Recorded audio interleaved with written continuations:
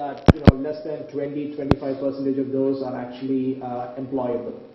And the government of India has been frank enough to let us know that we're probably going to need something like 55,000 colleges and universities if we have to optimally train this 150 million people over the next decade. Now, the 55,000 colleges and universities might sound like a reasonable number to you, until you realize that in all the years since independence and all the years before that, we have managed to establish hardly 29,000 universities and colleges. So it's a popular belief that we are absolutely no way going to build these 50,000 colleges and universities in the next decade or two.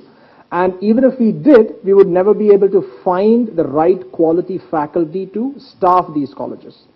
So there is this emerging school of thought that is picking up a lot of momentum that says that the only solution to fix the skill gap in the Indian professional ecosystem is online skill development, where you pick expert faculty from the industry, you put them on a platform like the internet or mobile where you can reach tens of millions of people, and that way you can bring down the skill gap more cheaply.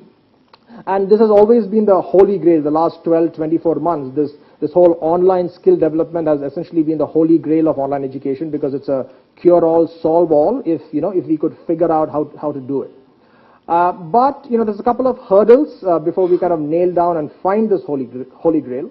And one of those biggest hurdles is that you have online education. You have a student who comes to you and they learn something, they get a certification.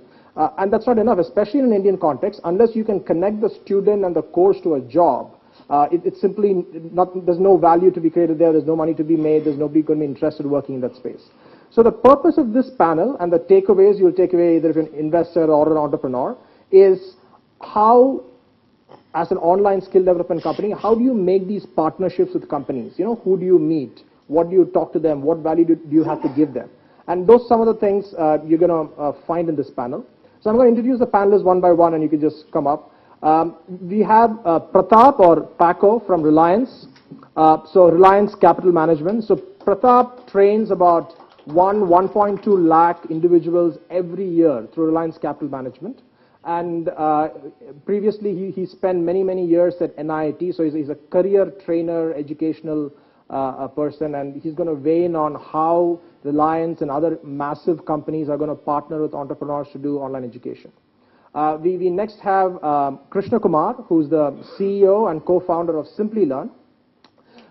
Krishna has been at Simplilearn. He started Simplilearn a couple of years back, and they've been tremendously successful. They have about 37,000 students across the world, India and across the world. They train, they have about 50 courses, including finance, project management, quality, and Simplilearn trains people both online and offline, predominantly online. So Krishna's there, and then we have Pinkesh. Pinkesh spent about 14 years in the US working for McAfee. He was vice president product manager in McAfee. Passion was always education. He's kind of decided to follow his passion, moved back to India, and he's currently setting up a business school that offers a specialized MBA in product management, both online and offline. So Pinkesh is going to weigh in on his opinions. And then, we have Bhavnish, who's probably among the most critical people on this panel. Bhavnish is here on the panel because he just graduated with his MBA a couple of months back from a leading business school. He's an associate with Goldman Sachs, but even after all that, he felt the need to do an online course to equip his skills. So varied backgrounds, but the common thread is all of them are early adopters of online education, online skill development. And yeah, so we'll probably do this for about 30 minutes, and then we'll open up for questions, 20-25 minutes to how many other questions we have. So I'm just going to start with Bhavnish first, right? Probably the most important guy on this panel today is that, you have an MBA from a leading school. You work for Goldman Sachs as an associate. But why did you still have to spend time and money to go online and do a finance certification course online? Isn't Goldman training you enough? Was your business school not good enough? What is happening? So first of all, like any other MBA college, also my college also provided a specialization in marketing, finance, and I specialize in finance. So if we talk about finance, finance is a huge sector in itself, and it has different buckets like say corporate derivatives, PE, private equity, and everything. So if suppose I want to specialize in a particular domain, I want to make a career for myself, then suppose I want to make a career for myself in private equity, then an MBA education is not able to provide that particular, is not able to impart that particular requirement of that sector, because MBA overall is it's a holistic view of the education system. So probably that helped me that helped me to take a decision that I should go for some online courses which are relevant to the sectors where I want to make a career for myself. And another point which I could think is that the another reason was that these courses which are being run online most of the time, they are run by industry professionals, and they have been there, done that, and know it all. So they tells me what is needed by the industry, say 2 years, 3 years down the line, rather than what was needed in the past and what couldn't be done. So unlike I don't want to drive my career driving ahead, seeing at the rearview mirror. So I thought of taking an online course. And another thing is that if I'm doing an MBA from an institute, from a premier business school, then probably the person who's sitting next to me is also in the same class. We two are learning the same thing. So where is the edge? Ultimately, it's the edge, because jobs are limited, career is limited. So that helped me to go ahead and take some online courses, and I did that. That was basically the reason. Okay, great. So more specialization, more exposure to industry, and an edge in your career. Exactly. Okay. So Pinkesh, I want to come to you next, because you especially have seen the specific need Bhavnish is talking about. You realize that a generic MBA is not enough. So you've gone ahead and opened a business school that offers a specific MBA in product management. So, can you just talk about what was the thought process into picking up something like product management and why? And, yeah. So, first of all, I agree with, I think, what his observation is, that what happens in a typical B school, and even the good ones, their approach is to create more general purpose business managers. And so it's good for people who don't know relatively what they want to do in life, in a good way. You go to do an MBA and you get exposure to HR, operations, finance, marketing, and so on and so forth. And probably there's a little bit of soul searching that happens, that, okay, looks like I'm more of an HR guy now that I know the different aspects of the business, right? But people who already know what they want to do in life and want to just kind of have a more concentrated view is what the B school that we're setting up is all about. So this is for people who are techies, let's say, some of the guys probably sitting in this room, but who want to learn the kind of business of that software product or business of that product that they're kind of building, right? And so why take an MBA and then go back to a certification and then kind of spend some time if there was a way to do a concentrated way of getting to the right goal at the right, in a shorter span. So that was the thinking behind it. And there are a lot of people who take this route, this kind of longer circuit, if you will, to eventually figure out that I needed something special. So that's my first driver. The second driver is that what happens in a more online facet, and we also have an online version, or at least what we call online. It's a little different than I think what Krishna runs as a business. It's more live online. So there's a live faculty sitting in Berkeley who's giving you the facilitation or the instructions, but it's done remotely, right? So what happens is, when you want to immerse and have enough time for an assimilation, a shorter term course might not give you enough of a depth, enough of an assimilation and experience. So that was the second driver for kind of setting up and learning from the online world that, okay, maybe there's a need for a more physical, face-to-face interaction. And the third, I think, as you pointed out, is placement. At the end of the day, the product industry is growing faster than the skilled, operational guys ready to help with these companies to create more products, to scale and grow the existing products, or to even create new ones. Whether you're working at Cisco as a large MNC or you want to start something on your own, this hands-on operational level help is generally missing, and so you're kind of left on your own to figure things out. Here's a little bit of guided path to get them there. At the end of the day, you still have to have the passion to drive something, right? So no education, in my opinion, whether online, offline, is enough to just say you're a cookie cutter, you come from a factory and you're ready to go. You still need to apply that, but can you accelerate that process is the kind of key driver behind these things that we're doing. Yeah. Okay, great. I mean, great. Right. I mean, essentially what you're saying is if I already know I want to do product management in life, why waste time learning finance or marketing or accounting and all of that stuff? Fantastic point. Yeah, yeah. Krishna, so you've successfully trained 37,000 people. You've recently raised venture capital to scale your business. What are your learnings from these 37,000 people you have trained? I mean, what are the top 3 things that these 37,000 students want from an online course? Okay. First of all, good morning, and thank you for being here. So first of all, I'll bring a certain perspective into this discussion. So there are a couple of things when you talk about online training or online skill development. First, there are 2 components. One is that a training component wherein you get trained online, and there is this third party who verifies that the training was valuable or you cleared a particular exam. So we at Simplilearn, we are only into the training component, and we train for people to attain some industry certifications which are not done by us, which are done by third parties. Okay, so that's one differentiation. So I'm not talking about that if someone comes, these 37,000 people who are coming to us, we are certifying them. We are only training them, and they are getting certified by someone else who is more reputed than us. Typically not for profit bodies. Like for example, one of our most popular courses is project management, and certification is by a body called PMI, Project Management Institute, which is a 70-year-old body and only into project management certification. So that's one differentiation I wanted to explain.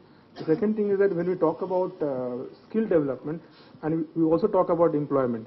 And when we talk about employment, we only talk about entry-level employment, which is not the only requirement in the market.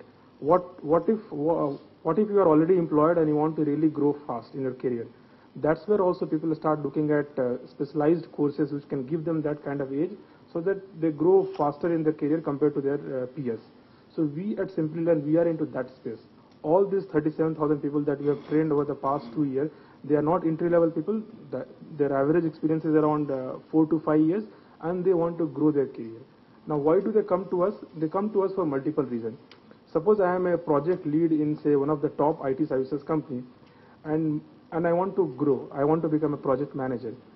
But this is my personal aspiration that I want to become a project manager, but my boss might not think same. He might have the expectation that, okay, you need to be at the same level for maybe another 2-3 years before you get promoted as a project manager. But as a candidate, I think that I am capable of managing a project. So what do people typically do? They come to player like us. We train them. They get certified by a third party, and then they go and try out their desired job at some of the competitors of the company that they are currently working on. So that's the space we are in. And when we look at people who are coming to us for this training, they have multiple needs. This online training becomes even more important for people who are actually in a job, because when you are already into a job, you hardly get time to really go and attend a full day classroom training. And your time availability is also in like bits and pieces. Maybe someday you are available early in the morning, sometime you are available late in the night. So in those kind of cases, online training really works, because at any point of time you are available. There is a system which can give you the relevant content in a easy to understand manner. It becomes quite easy for them. So one thing that everyone who comes to us looks at flexibility, that I want to learn at my own space. Okay? I want to learn wherever I am. So in those cases, online training becomes important, and we have also seen cases wherein if our servers are down even for 5 minutes, our all call center phone gets jammed, with people coming and complaining that, okay, I wanted to study now, and why the system is not available. So for those kind of people, so one thing that they expect from us is 24/7 availability, that whenever I want to learn, the system is available. Second thing that people expect from online player is some kind of consistency. Like suppose I want to go for a particular skill development course, I want to get it done by someone who can give me a certain kind of guarantee that the course is really good, it is well structured course, it covers all the aspects. I'm not attending this course from, or for example, compare that somebody like us with a video available on YouTube, which anyone can do at any point of time, but how do you know that person who is talking is really good or not? Whether it really covers all the aspects or not, whether there is a complete coverage or not, who guarantees in a way authenticates whether that particular content is really authentic and to the point or not. That's where again we have a big role to play, wherein we say that, okay, this is a course which adheres to a particular syllabus, and it's also accredited by a third party body which says that this course actually adheres to a certain kind of quality standard. So that's the second thing that people come look at us, whether the course is authentic or not, whether it is accredited by a third party or not, which can guarantee some kind of quality standard. And The third thing that we see people coming and looking at us is that if they are into a particular trade and they want to add something to their resume that I am into a particular trade, and I also have a third party guaranteeing that I know that particular skill. So any of the online courses they come and take from us, people necessarily ask that after taking this course, what do I get at the end of this course? Do I get certain kind of certificate that, and if I get a certificate also, is it from Simplilearn or is it from someone who is like more authentic body in the market? Okay, so these are the three things that we have seen all the people coming and asking from us. Okay, great, thanks. So Paco, I mean, Krishna just talked about accreditation and credibility of an online certificate. So from where you sit on the other side of the fence, recruiting all these people that Simplilearn churns out and people like Bhavnish, what's your perception of an online course? I mean, do you still look for university, UGC, AICTE certifications? Are those still valid in a world like today? Or you really don't care? I mean, what is your thought process when you assess a candidate like that? Okay, good morning to everyone. First of all, I wanted to know how many of you in the audience are educationists? Okay, all right. How many of you are techies? Okay, so that rules me out. I am the non-techie guy out here. Okay, and my thoughts might be a little disruptive, and please pardon me for that. Now, being on the other side of the table, Betty, my corporate university takes care of the education requirement, a learning requirement for our intermediaries, so not for the employees. So classically, they are those people, okay, who would be in some kind of not a job, but an entrepreneurial activity, and they want to enhance their knowledge, okay, or their skills for that matter. Or there may be, let's say, a banking partner, because our intermediaries would also mean the ICICI and the Citibanks of the world. So, for example, let's say if you are heading a bank and you want that leadership needs to be developed. So, mind it, you have your own L&D function, but you want a third person to come and do that. So these are the kind of environments that we work in. But it's very what Krishna mentioned was exactly the same. That it is primarily not always an education perspective, but it is also to do with me feeling more confident while facing my customers, okay? Me feeling more confident that if I take a certain certification or a certain education, I will be able to move up in terms of the value proposition that I provide to my customers. That's number one. So that's what we do. So that is the perspective that I'm going to share with all of you. So do we look for university degrees and all of that?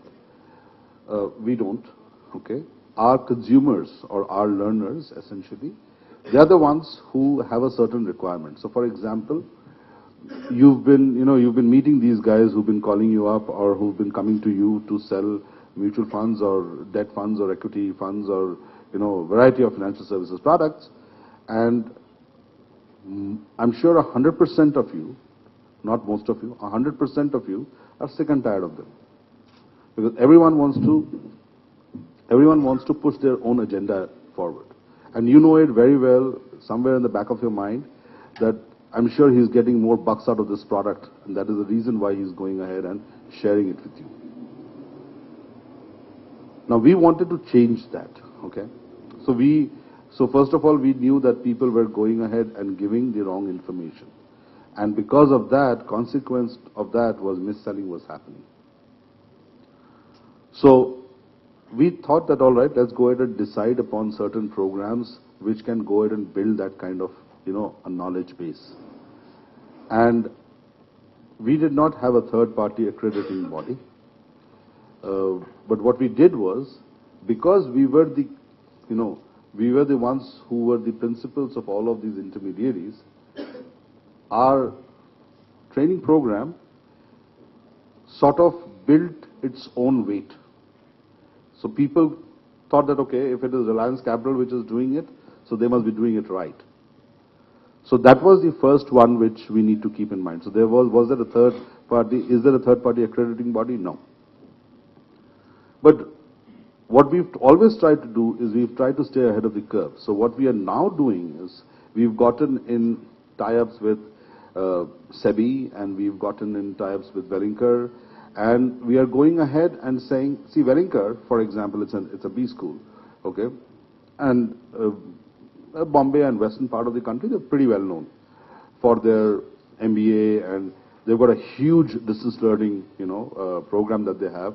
In fact, that earns almost more than what their regular programs do, but they're still not specialists in what I do. So they said, hey, that seems okay, why can't we partner with you, all right, and we take this thing forward. So it works both ways. So our learners, they want to know that, they're getting the right kind of education. At the same time, it would be better if there is a accrediting body around it.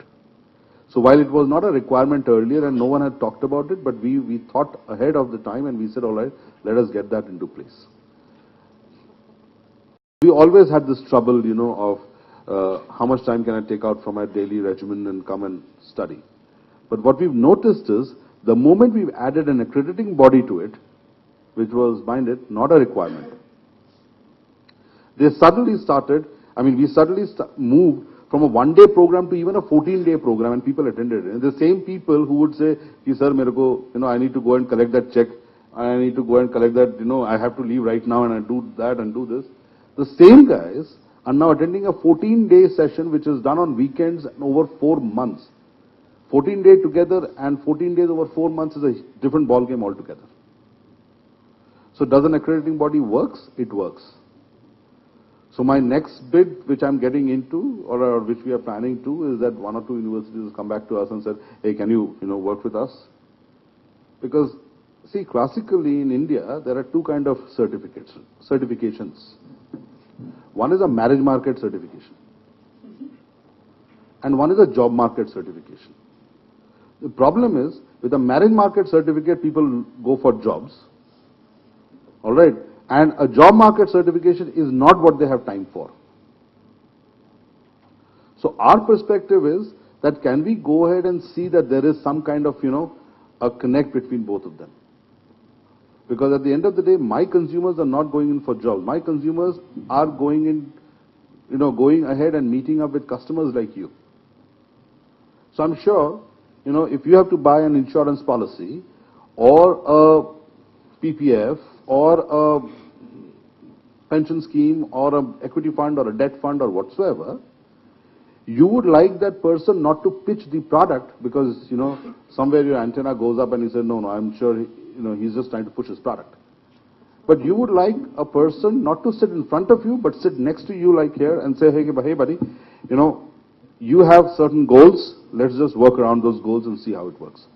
So is a university degree or a formal, so as to say, marriage market, typical 1970s degree work? Well, it does help.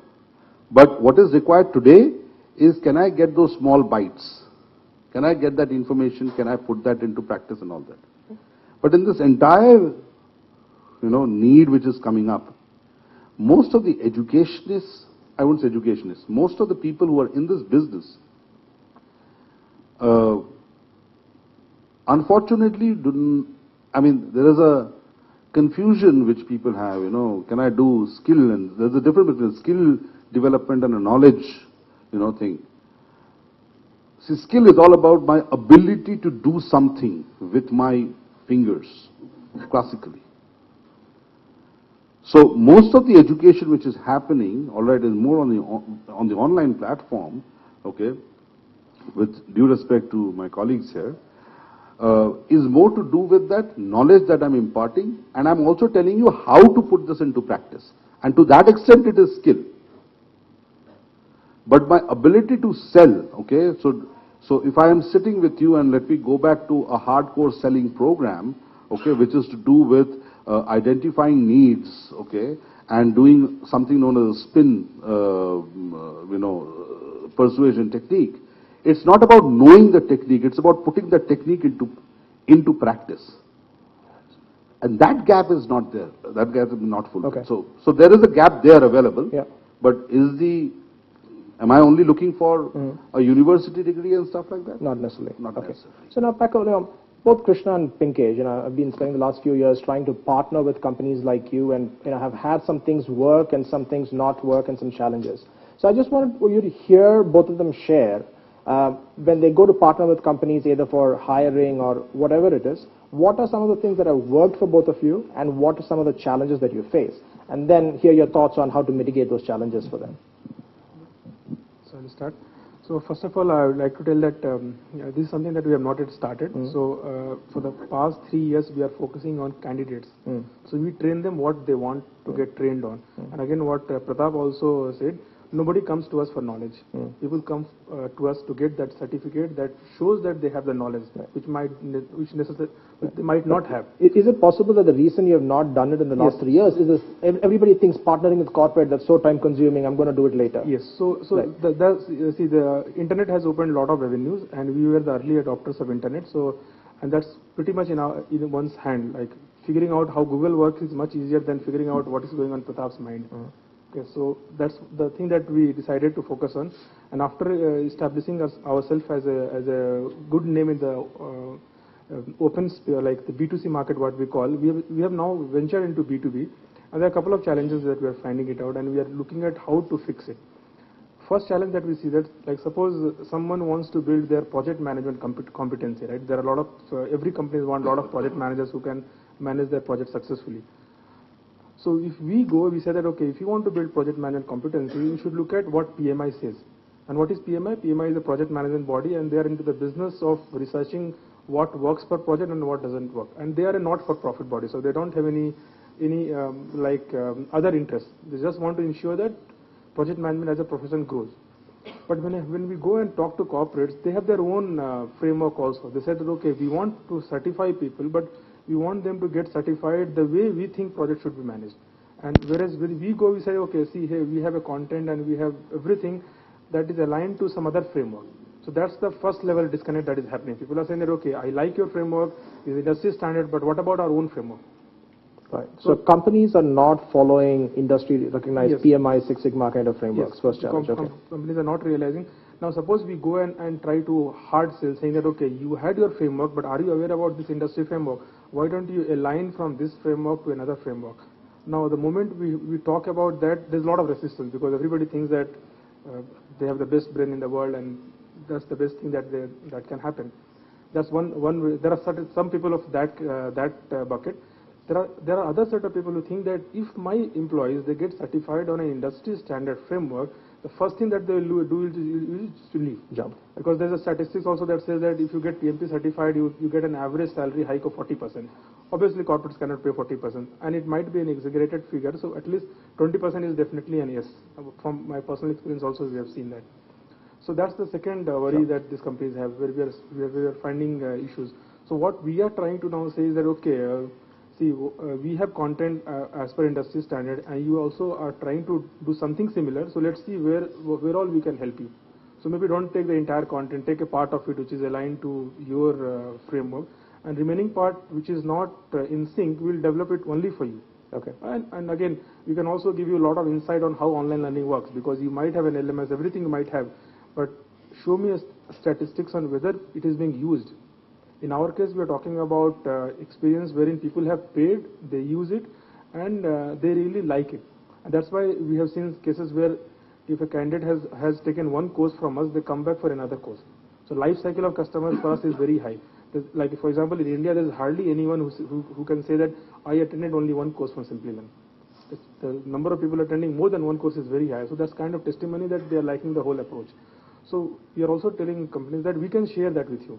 You might have experience of handling, say, the L&D function of one big large organization, whereas we can talk about employees coming from your organization attending training from us, even though you are providing the same training in-house. Okay. So we can talk about cases on why they select to come to us and not do a similar training in-house. And we can also talk about parallels. So if you are from a particular industry, I can pull out a statistic from similar companies who are our competitors and talk about on what is working for them, which you might not be doing internally. Okay. But the biggest challenge that we are finding is that at the entry level itself we are being stopped, because people have that internal fear that if they go for industry certification they'll switch jobs. So why they're not even encouraging for somebody like us to come and talk about our offerings. Okay. So two challenges. One is companies don't want to budge from what they already have, and two, even if they do, their concerned employees will jump. Yeah. Pinkesh, what's been your experience? Yeah, so it's slightly different, but I think on the same line. So we actually like what he mentioned, like Krishna mentioned, we started with a B2C approach, and product management, product leadership was a very nascent space in India even 2.5 years ago when we started doing this. We started in California and then we started doing it here. So first lesson learned, and this is kind of good to see some feedback, maybe perhaps if we have time for Q&A for the rest of the folks here.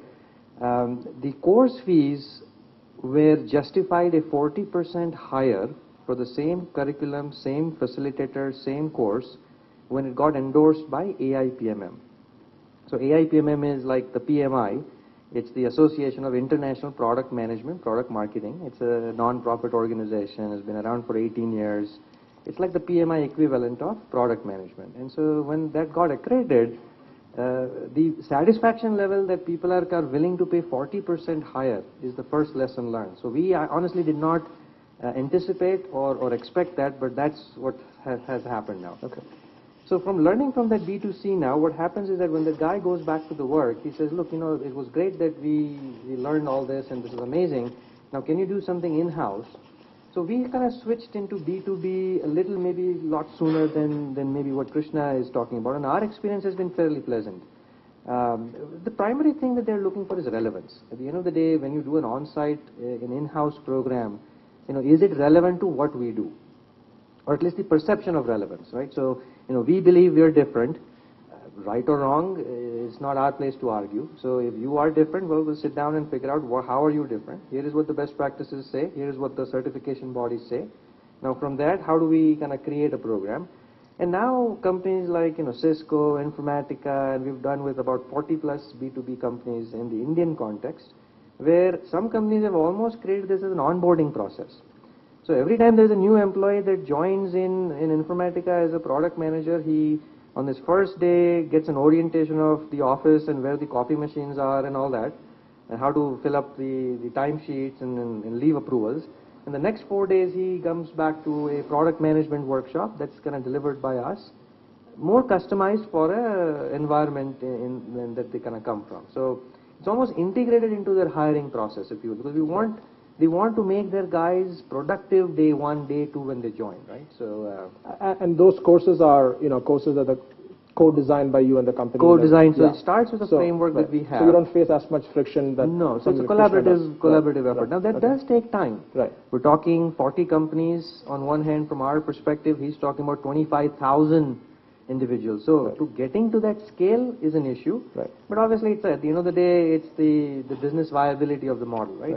Now on the online space that we've tried, and in fact we're doing this one batch starting 18th, we've learned that in the online world it's all about the relevance but also the certification. So at the end of the day, the individuals aspire for that lot more than the companies. In fact, some companies don't want us to talk or mention or encourage certification like he mentioned, because they feel like there is a fear of switch. They also feel like, what isn't for us? I mean, that's good for the individual. If the individual wants to take that up, it's up to the individual. He can certainly go and sign up for a public workshop or an online course. But most companies kind of shy away from that. So I would agree with it. But at the same time, I think there is a big need for this collaborative effort to put in place, because what's happening is instead then the companies will either stitch their own program. So there are at least 6 companies that we know of in the last month where their L&D teams have started stitching together a program, hiring faculty from IIM Bangalore or wherever they can, the Wellingtons of the world. That's a danger sign, because now you're asking somebody who's not an expert to go build something but because there's no other relevant option available, so they're kind of doing it. So that, in my opinion, is a fairly risky path. Very good point. That some companies are on the path of doing. Yeah. Okay, great.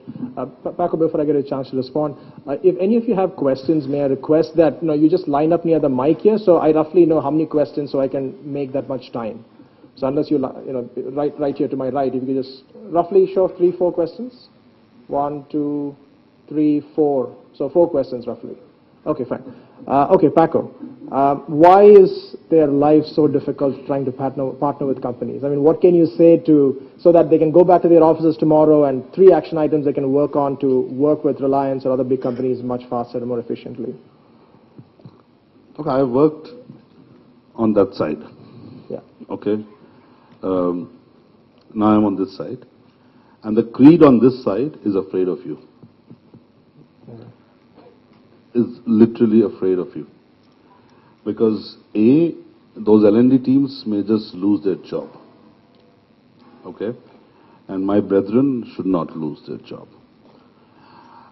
Okay? And I'm afraid of you because you come and tell me, apart from everything else, that I'm wrong. I'm a Six Sigma black belt. I sit into organizations, quality review, and they'll say, all right, so 4 of them are sitting, and I'm just sitting there as a lone spectator, and these are, he's done 4 projects, and he's a black belt, and I said, is it anything to do with Motorola, or is it like, and it says, Motorola? I've got a structured process. They're my BBs and MBBs, okay? So once the whole thing is over and I ask him, so, can you put it on your resume? And he says, huh. So there's a difference between a job and a career. We all know that. What the organizations would do is to give you that value add for that job component. What the individual wants is from the career perspective. The organization has no incentive to... Exactly. Right.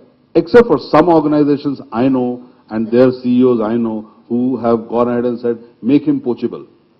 And then he tells his supervisor, all right, that now it's your job to hold on to him. Okay, so making life unnecessarily, difficult. So I'm afraid of you. But if you come to me and you tell me that, hey, I'm ready to do this, okay, so I have a 100-unit course, let's say, which is on project management, and without telling me, you figure it out that 80% of that is common, because they will be common, okay. And I say that, all right, if they do, apart from this, you can always say that if they do this, they can also go ahead for the PMI certification. That makes life far more simpler with people. So to help stitch, okay, so the biggest antichrist for, a person like you is the L&D guy. Okay, he just doesn't want to, because A, he does not know. All right, what is that? Because you come from a specialized background, okay? The difference between you and Google is that you are specialized and they are Google. I have to search there. I have to use my 128 KB of my gray matter, okay? But the fact of the matter is, I'm afraid of you. So if you come to me with a plan that I'm ready to work around to figure it out. So for example, product management, okay? Now product management in my organization, in a financial services organization, is a very, very specialized job. Product management is specialized. Product management in a Coca-Cola vis-a-vis ICICI Securities is very, very specialized. So if you come to me and say that using the basic product management principles, if we can go ahead and streamline and put this into practice, I think it will work. That's one. Number two, the L&D guy is a lonely guy. He's fighting his own war. So if you guys can go ahead and stand by that person, you would find, that person will be in a position to help you. Most of the time, the L&D guy thinks that you are the competitor. Okay? I and Billy met in a similar environment. That's a different issue that I went ahead and said, I know nothing, can you teach me? All right? So while he's been teaching and we've tried to figure out, and Reliance Capital Asset Management has not gone online, it is now going online. Okay? We have now started figuring it out. The second thing is that there is a thing to do with, that basic mindset is there, if I give an access to online learning to simply learn, all right, it will breach my, firewall, and it will breach this and it will breach that, and what will happen, and all of that nonsense. If that can be worked around, and going with that solution, that this is something, it will work. Okay. And lastly, if you can please talk my language. I don't understand Python and Cobra and God knows all of that, okay? For me, a cheetah or a cheetah learning is all the same, which is project management, okay? So I don't understand. So if you can just tell me very simply, all right, cloud for me still reigns. I understand finance, and if I start throwing derivatives at you, all right, believe you me, you will start shitting in your pants, all right? Similar thing happens to me whenever you come to me. I'm afraid of you. So, okay, great, fantastic points there. Okay. So get close to you, make you feel comfortable, make you feel not lonely, explain, talk in a language you understand, and don't scare you, right? Absolutely. Right. Okay. Okay. All right. So we have some questions there. We have only 5 minutes left. So, if you could keep your answers brief to a couple of sentences to the questions, the lady there, yeah. My name is Jen Shah. Is it working? Yeah. Yeah. My question is how the process of certification will be different, or is it different than online and offline programs? Krishna, you want to take that? Just quickly in a couple of sentences. It's not different. Like there are a lot of people who are providing both the options. So it's just the training part is different. Okay. If you want to go for a certification exam, you need to write an exam. That is, the exam can be a pen and paper-based exam, or it can be an online exam that you can write in a Prometric center. Or now there are like web-based proctor also, wherein you sit in front of a computer. There's a web camera that watches you, and you can take up the exam. What we are talking about is the training component, and that's what I clarified during the first session, that let's separate these two out. There's a training component and there's an exam component. And when we talk about online, the emphasis is on the training component, how that training can be delivered online. Okay, thank you. Hi, this is Arvind. My question is like, while building these online certificate courses, what are the main challenges a person can face? You're talking about how, while developing these courses, what kind of challenge? Yes. So the biggest challenge is content. Like suppose you want to build a course on say cloud computing, where do you get the subject matter from? Who is the best guy to give you that content? And then the technology piece is fairly simple. There are a lot of companies in our country, like someone like Tata Interactive having 5,000 employees who only do this. You give them the subject matter, they'll produce you something which you can view online. The biggest challenge, what we are finding, is that subject matter expertise, and for that now there are a lot of ways of fixing it. Like something that really has worked for Simply Learning is LinkedIn. You want expert on anything and everything on the earth, someone who understands derivative as well as on cloud, that kind of combination also you can get on LinkedIn. So just to add one more thing, I think one important lesson learned, at least for us, has been teaching is not telling. So just because I know something doesn't mean I'm a great teacher or a great facilitator. So you need the right content, but you also need to deliver that in an engaging format that the individual on the other side is able to digest, learn, and assimilate. So just make sure that you don't always just go find the best LinkedIn expert, but make sure that the LinkedIn expert knows how to actually deliver from an education perspective, because teaching is not telling is the biggest lesson we've learned. Right? That's true. Maybe just 1 second. Yeah. I think it's really important, which is, thankfully, you pointed it out. The biggest challenge is that a lot of people come to us and they have low to poor understanding of instructional design. Okay? So ID wala banda is that guy who does the content writing. But that person's understanding of instructional design is really, not good. For example, and that problem can be handled for certification and all that if you use Bloom's taxonomy. By the end of the session, you will be able to do this, you will be able to do this, you will be able to, describe this, define this, and believe you me, it will work. But instructional design, why do I need to know? Thank you. Thanks. Hi, my name is Piyush Agrawal. The question I have is specifically for Pinkesh and Krishna. So, Pinkesh, you mentioned that in the training programs you conduct, it's mostly like live instructions and interactive classes happening, let's say, from Berkeley. In your experiences, like how much importance does that carry, like live or video on demand or on-demand learning? I mean, in your experiences, which one is better, which has more? Yeah, so I think the question can be answered with a little bit of context. If the idea is to do knowledge dissemination, a pure online will actually do a great job. If the idea is to now think it of in more an applied fashion, where the interaction itself is the experience, not the content, not the knowledge, then doing it in a pure instructional video will be very difficult to pull that off. The second context is also the segment or the maturity of the individual on the other hand. So again, freshers, probably easier to do this in a pure instruction, but as you move up higher in the hierarchy, the engagement level will be very difficult. For a senior guy looking at even a 30-minute video, I'm sure you probably have statistics. Typically human eye gets bored after 1.5 minutes, right? So these are YouTube statistics that they published. So after a minute and a half, I really need to have something more engaging to continue to watch this thing. So that is very difficult to pull it off. So it really depends on the context of what you're trying to build. But there are applicability for both. Depends on who the audience is and the content that or the end result you're trying to achieve. Okay, thanks. So my name is Kapil Khandelwal. Just one moment, Krishna, you want to add? Yeah. See, when we talk about online content, we talk about doing it very engaging, very interactive. So we also need to understand who is the audience. Okay? If the audience is someone who is paying from his own pocket and he wants to get that thing done, he'll go for any content that's helping him achieve that.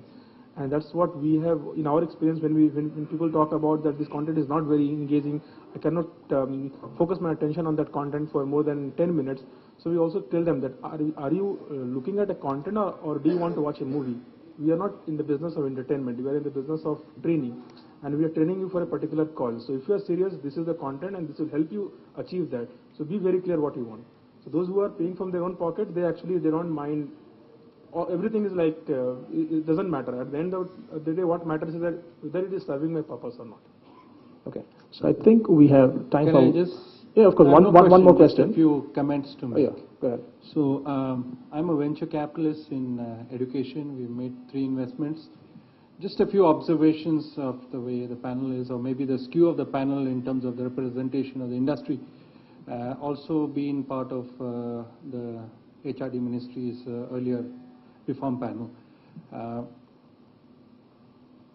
Looking at what your business model is, there's a bigger opportunity in mainstream education because of the lack of a supply of faculty. You mean an MBA?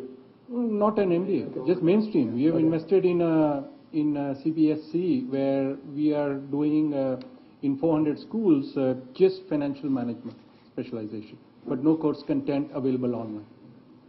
So my observation is, why aren't you following the money? If you can do a Google search, there's an article written by me in my column itself. It's a 1 lakh crore opportunity, and nobody following it. In fact, we don't have ventures in our pipeline in mainstream online education.